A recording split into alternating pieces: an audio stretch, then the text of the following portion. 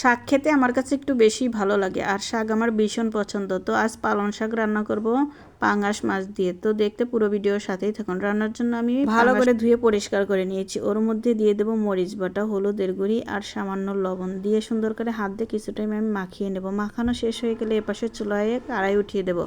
কড়াই গরম হয়ে আসলে ওর মধ্যে সয়াবিন তেল দিয়ে কিছু টাইম তেলটা গরম হয়ে আসলে ওর মধ্যে একে একে মাছের পিসগুলো দিয়ে ভালো করে কিছু টাইম উলটপালট করে ভাজি করে নেব। আর শাক দিয়ে আমি পাঙ্গাস মাছ রান্না করব।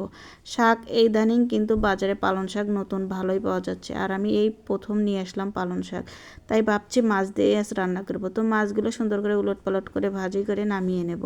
আর ওই তেলের মধ্যে আমি দিয়ে দেব পেঁয়াজ কুচি, দিয়ে কিছু টাইম নাড়াচাড়া করে ওর মধ্যে দিয়ে দেব গোটা জিরা, দিয়ে আরও কিছু টাইম ভালো করে ভাজি করে নিয়ে ওর মধ্যে পরিমাপ মতো পানি দিয়ে একে একে সব মশলাগুলো দিয়ে দেবো। এখানে দিয়েছি শুকনো মরিচ বাটা, হলুদের গুঁড়ি, মরিচের গুঁড়ি, ধনিয়া গুঁড়ি, আদা বাটা, রসুন বাটা আর জিরা বাটা, স্বাদ মতো লবণ দিয়ে মশলাগুলো ভালো করে কিছু টাইম আমি কষিয়ে নেব। আর মশলা কষানো শেষ হয়ে গেলে ওর মধ্যে ধুয়ে রাখা শাকগুলো দিয়ে ভালো করে কিছু টাইম একটু ঢাকনা দিয়ে ঢেকে রাখবো। এতে শাকের পরিমাপ কমে যাবে, নাড়তে চাড়তে একটু সুবিধা হবে।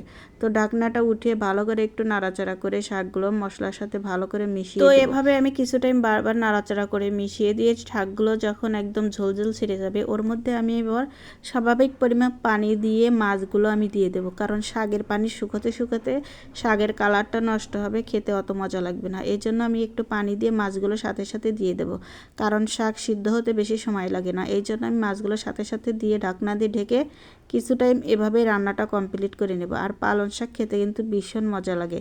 যারা পছন্দ করেন এভাবে একবার হলেও ট্রাই করে দেখবেন, আশা করি ভালো লাগবে।